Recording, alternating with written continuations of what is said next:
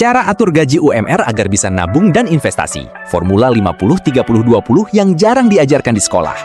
Gaji masuk tanggal 25, tanggal 5 sudah habis. Bukan karena kamu boros, bukan karena kamu tidak kerja keras, tapi karena tidak ada yang pernah mengajarimu cara mengalokasikan uang dengan benar. Di sekolah kita belajar integral dan sejarah, tapi tidak pernah diajarkan cara bertahan hidup secara finansial. Hari ini kita perbaiki itu dengan satu formula sederhana yang sudah mengubah jutaan orang di seluruh dunia dari selalu minus menjadi bisa menabung dan berinvestasi, bahkan dari gaji UMR sekalipun.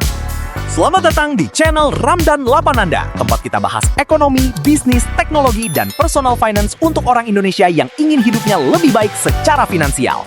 Formula yang akan kita bahas hari ini disebut 50-30-20, dikembangkan oleh Senator Amerika Elizabeth Warren dan sudah terbukti digunakan jutaan orang di seluruh dunia untuk keluar dari jebakan gaji ke gaji.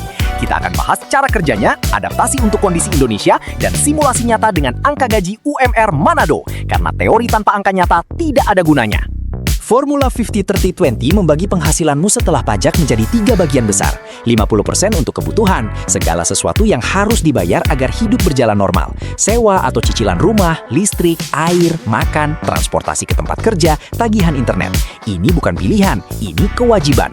30% untuk keinginan, hal-hal yang membuat hidup menyenangkan tapi bukan keharusan. Makan di restoran, langganan streaming, baju baru, hiburan, liburan. Ini penting untuk kualitas hidup, tapi ini yang paling perlu dikontrol. 20% untuk masa depan, tabungan, investasi, dan pelunasan hutang. Ini yang paling sering dikesampingkan, padahal ini yang paling menentukan nasib finansialmu 10 tahun ke depan. Sekarang simulasi nyata. UMR Sulawesi Utara 2026 sekitar 3,9 juta rupiah per bulan. Kita bulatkan jadi 4 juta rupiah untuk kemudahan hitungan. 50% kebutuhan, 2 juta rupiah. Ini untuk kos atau kontrakan 800.000, makan sehari-hari 600.000, transportasi 250.000, listrik dan air 200.000, pulsa dan internet 150.000. Total 2 juta rupiah. Pas. 30% keinginan, 1,2 juta rupiah. Ini untuk makan di luar sesekali, jajan kopi, baju baru, hiburan, dan hal-hal yang membuat kamu tetap waras. 20% masa depan, 800.000. Dibagi, 400.000 ke tabungan dana darurat dulu sampai penuh 3 bulan pengeluaran, 200.000 ke reksadana pasar uang, 200.000 untuk dana darurat tambahan atau investasi. 800.000 mungkin terasa kecil, tapi 800.000 per bulan selama 12 bulan itu 9,6 juta rupiah per tahun. Dalam 3 tahun, hampir 29 juta.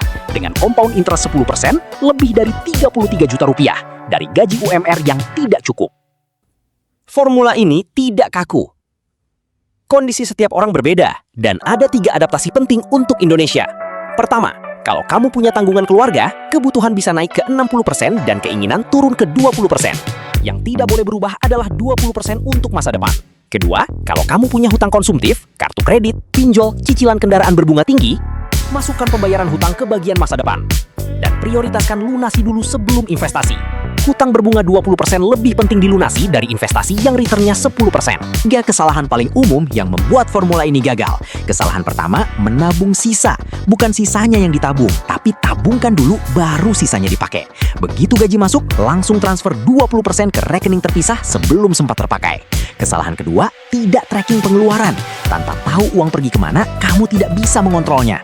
Gunakan catatan sederhana di HP atau aplikasi gratis seperti Wallet atau Money Manager.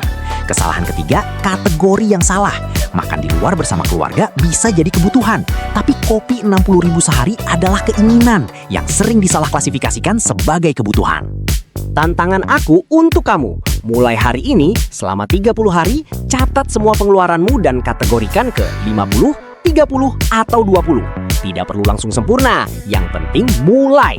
Setelah 30 hari, kamu akan tahu persis kemana uangmu pergi. Dan dari sana, kamu bisa mulai mengontrolnya. Satu perubahan kecil dalam cara mengelola uang bisa mengubah hidupmu secara finansial dalam 5-10 tahun ke depan. Subscribe sekarang karena di video berikutnya kita bahas cara membangun dana darurat dari nol. Berapa yang ideal, di mana menyimpannya, dan kapan boleh menggunakannya. Tulis di komentar, sekarang kamu lebih banyak di bagian mana? Kebutuhan, keinginan, atau masa depan? Sampai jumpa!